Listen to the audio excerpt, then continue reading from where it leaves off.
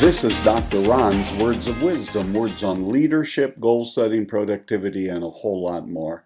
I trust today that you will consider this your vitamin or your supplement for your mind and heart. And wherever you receive podcasts, would you please subscribe to Dr. Ron's Words of Wisdom? Leave a rating, and if you could, a brief written review. It'll be very helpful, enabling people who haven't discovered Dr. Ron's Words of Wisdom yet. And I'm looking to enter into a relationship, a coaching relationship with the next generation leaders, those who want to elevate their game in any of these areas. Why don't you jump on my calendar and I'll give you a call on my cell phone and we'll see if there's any possibilities of us working together.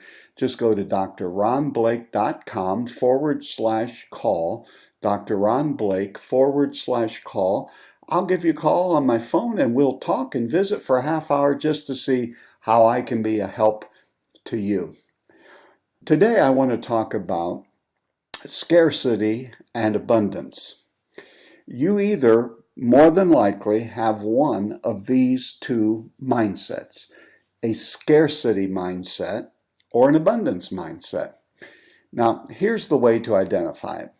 If you have a scarcity mindset, you'll use words like this: shortage. We don't have enough. There are not enough hours in the day. There's not enough money in the bank. We don't have enough people. This works whether you're talking about your own personal situation, your work situation, your family, your finances, your health, volunteer organizations, church. We don't have enough volunteers. We don't have enough resources. We don't have enough people. And you continually speak in the area of shortage. And especially if you're leading something and you speak continually in the area of shortage, that just sort of permeates the entire organization. Another way that you can tell scarcity, especially in the marketplace of ideas and at workplace, is there's this constant talk about savings. Now, let's differentiate. I'm not talking about the fact that you and your family need to have savings. That is not what I'm talking about. But rather than expanding and going forward, we're always continually looking at what needs to be kept back and cut back. Another area of where you can tell if you possess a scarcity mindset is in this idea that we can't share any of our resources. We can't share it with competitors. For that matter, we can't even share it with our friends and colleagues. And resources are so limited, and there are so few resources in this world that we have to keep them. If you have that idea that you're afraid, you are scared, you are frightened of running out of resources, running out of money, running out of people, running out of time, then you, my friend, possess a scarcity mindset. Another way to define it is it borders on selfishness. What's mine is going to stay mine. It's sort of the attitude of a 2 or a 3-year-old.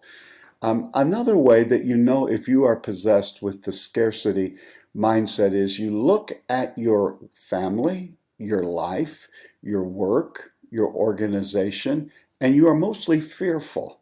You're afraid because the future isn't going to be like the past. You're fearful that you're not going to make it. You're fearful that you can be replaced. You're fearful that at the end of the day, it's all going to collapse. And a person who is possessed with a scarcity mindset is an exceedingly fearful person. Another thing that folks with a scarcity mindset do, they love to play politics. Rather than doing their best, rather than taking new territory, rather than expanding, rather than growing themselves or their organization, they get into playing politics and sidle up to whoever they think are the key decision makers, or try to be nice to the people that they believe can move them along. And I don't care what kind of an organization you are involved with, you'll see that at play from volunteer organizations to wherever you work for a living. This idea that since everything is limited and there's not enough to go around, I have to play politics to make sure there is a place for me. I've lived long enough that I've seen people who play politics who at the end of the day will come to the very sad realization that it really doesn't propel you very far as you get down to the end. Another thing that you'll notice with those who have a scarcity mindset is their vision is very limited. They can't hardly see any farther than right before their face, and what's happening right now, what's transpiring around them, is all that there is. And whether it's your church, whether it's your work, whether it's your family, if you have no grand vision, if you have no grand plan of how to move forward and grow, and your vision is exceedingly limited, you, my friend, are plagued with a scarcity mindset. The other idea is this zero-sum game. In other words, this is how it works. The people with a scarcity mindset view the world as a pie. Let's just use the example of a pie that's just been baked. Now you can cut the pie into large pieces. You can cut it into medium size or small pieces. But make no mistake, the pie is not going to expand and it's not going to get any larger. So their idea is there are only so many slices of pie that can go around. And therefore, if I give you a slice of my pie, that's one less slice I have for myself or for someone else. So their thinking is a zero-sum game, that the pie isn't expanding, the pie is set, this is all there is, and if I give some to you, I will have less. So therefore, this is again leads back to the fearful, the almost overwhelming fear that someone with a scarcity mindset possesses. Here is the motto of someone with a scarcity mindset. I win, you lose. I lose, you win. And this is where I think Stephen Covey years ago helped most of us is we've got to move from a win-lose or lose-win proposition that all that can happen is because the pie is limited. And if I win, you lose. If I lose, you win. In which Stephen Covey reminded us that we can also, there is another way. You and I can both win. There is a win-win situation. So if you possess either of those, you are in a scarcity mindset. Now, if you have an abundance mindset, here are some things that will go on in your mind, and they should go on in your mind. Regardless of what the need is, regardless of the problem and the situation you find yourself today, you are convinced if you know where to look and you look hard enough, there are resources available. A person with an abundance mindset does not see it as a zero-sum game and there's only a pie full of resources, and when they're gone, they're gone. There are always enough resources available. We may have to look harder. We may have to go places we've never gone before, but there are resources available. Another way that you can spot a person who possesses an abundance mindset is they are the people who invest in themselves, meaning if they need to take a class, they'll pay the price to take a class. If they need to go to a seminar, if they need to go to a conference, they'll work it into their budget. They will do that. They continually will buy books. They will continually invest in their team. They invest in themselves. They have a continuous desire to be better. This shows up in several ways. And a person with an abundance mindset is curious. They know they don't have all of the answers today. They know there are answers and resources out there. So they become curious and begin to explore the possibilities. They begin to say, I wonder how that person on less resources than we have was able to accomplish that. And rather than just thinking about it for a moment and moving on saying, well, that's just the way it goes, they're curious and begin to take examination of that person and begin to study. If they could do it, how did they do it? And I believe I can do it as well. Another way that you can tell someone who has an abundance mindset is they don't see challenges at the end of the road or problems. They see challenges as opportunities. As much as I have chafed at times at challenges and problems and setbacks and difficulties, I have the great vantage point today of being able to say nearly every one of them was an opportunity. If it wasn't an opportunity for the organization to expand and grow, it absolutely was an opportunity for me to grow, get wiser, learn things. The another way that you can tell someone who possesses the abundance mindset is they're always saying, what if? What if we tried this? What if we did this? What if we asked that person for help? What if we had a meeting and spent our time dreaming and problem solving? If you're a person who says, what if? What if we do this? What if we go there? What if that happens? You are a person with an abundance mindset. Another phrase that you will hear from people who have an abundance mindset is they'll say, why not? Why not? A person with a scarcity mindset will say, we can't do that. Well, I guess it's over. We could never do that. We're not rich enough, big enough, smart enough, strong enough. Whereas a person with an abundance mindset says, well, why not? If others have done this, why can't we do this?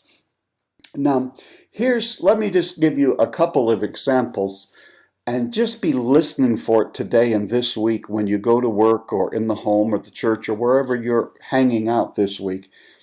Let me just give you a couple examples of how you can identify a scarcity remark and an abundance remark. When there is a particular problem, be it at work or church is where I have seen this, and we need this to happen, we need something to happen, the question that comes from a scarcity mind says, well, how much can we raise? Because that's all we can do. How much can we raise? We need 40,000, but we're only going to be able to raise 20,000. They've already put a limit. They've allowed the past to limit the present and the future. The better remark to make in that situation would be, how much will it take to accomplish our goals? Not, well, this is all we can raise, so let's limit ourselves to this that we can raise. Let's make the limitation the amount of money that we can raise, and we know it'll be less than what we need. Figure out what it is you're supposed to do. We're at work, your charitable organization, wherever. How much money, how much people time, how much resources, how much energy and effort will it take to accomplish our goals? Be goal-driven and say, if this is what it's going to take, then here's what we have to do. A lot of times, the reason you can't raise any more resources is your vision isn't large enough. If you want to raise 40,000, you have to have a $40,000 vision. If you want to just raise 20, and that's what you've been raising, just continue to do what you're going to do. A scarcity person, when faced with the challenges of life, will say, there's just not enough hours in the day to get everything done. As if their thinking goes that the people who are getting things done must have 30-hour days and the rest of us have to get along with 24-hour days. There's just not enough time to get it done. But an abundance person will say, what do we have to do to become more productive in order to accomplish what needs to be done? Do you notice the difference? The scarcity person throws their hands up and says, well, there's just not enough time. There's just not enough time to bring this project in to do this thing. And the abundance mindset person will say, what can we do to be more productive, to bring this in under budget and on time? Let's be productive. Are there some ways that we can develop greater efficiencies? Let me just tell you another area where you'll see a scarcity mindset. Someone will say, given the difficult political climate, we must limit our goals. The government's against us, the culture's against us. Therefore, let's limit. Let's pull back our goals. Let's modify our vision to meet the political and cultural realities of our day. If you can understand this, the person with the scarcity mindset is always wanting to pull back always wanting to cut back, always wanting to do less. Whereas in the same situation, a person with the abundance mindset will say, how can we seize the opportunity of this challenge to engage people in new ways? It goes back to what we just said a moment ago. A challenge to a person with a scarcity mindset means we have to pull back. We have to trim our sails. We are not going to be able to do what we've always been able to do. But a person with an abundance mindset says, how can we seize this opportunity? There's never been a day like this. There's never been opportunities like this. And yes, it's challenging, but out of our challenges come our greatest opportunities. How can we engage our culture and engage people in new ways? What do you possess today, my friend? Are you given to a scarcity mindset or to an abundance mindset? Do you believe the pie is set and that's all there is and we live in a world of shortages? Or do you believe it's not a zero-sum game and the pie can be expanded? Now, if you're a person of faith, you can't have the scarcity mindset according to the Word of God. God's going to supply our needs. He does exceeding abundantly above all that we can ever ask or think about. So today, my friend, make up your mind. It's no one else's fault. You're either going to possess a scarcity mindset or an abundance mindset. I vote for the abundance mindset. You've been listening to Dr. Ron's Words of Wisdom, words on leadership, goal setting, productivity, and a whole lot more. I trust today this has been like a vitamin or a supplement for your mind and heart. And wherever you receive podcasts, please subscribe to Dr. Ron's Words of Wisdom. Spread the word, leave a rating and a brief written review. And if you'd like to get on a phone call with me to see if there's any possibilities of us working together, I'm looking to coach the next level leaders and to help you with any leadership areas we can. If you'd like to be a part of that or to get on a phone call to see if there's any possibilities, go to drronblake.com/call, drronblake/call. You'll be asked to fill out just a little bit of information. You'll get put on my calendar and I will give you a call. Leader, remember, you are doing better than you think you are. You really are. And until next time, this is Dr. Ron saying, have a great and blessed day.